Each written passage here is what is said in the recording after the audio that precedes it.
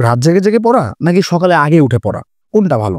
Well, দুটো পড়ার স্ট্র্যাটেজির মধ্যে একটা দারুণ মিল আছে। সেটা হলো দুটো সময় কিন্তু একদম নীরব থাকে চারপাশ, যা আমাদের পড়াশোনার জন্য অনেক গুরুত্বপূর্ণ।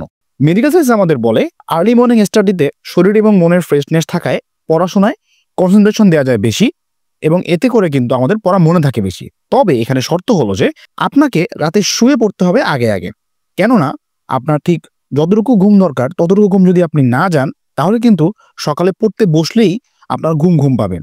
এতে করে আপনার পড়া তো মনেই থাকবে না, বরং আপনার পড়াশোনার টেবিলে আপনি বেশিক্ষণ বসে থাকতে পারবেন না। তো তাই যাদের রাত জাগা এবং সকালে দেরিতে ওঠার অভ্যাস, বা বলতে পারেন সকালে ওঠার তাড়া নাই, হতে পারে আপনার সকালে অফিস নাই, বা আপনার স্কুল কলেজে ক্লাস হয় দুপুরের শিফটে, এবার আপনার যদি পরীক্ষার সময় খুব বেশি বাকি না থাকে, তাহলে আপনার অভ্যাস পরিবর্তন করার এখন কোনো দরকার নেই। বরং রাতের নীরব সময়টাই ফেসবুক না চালিয়ে বরং পড়াশোনায় দিলেই আপনার সফলতা আসবে।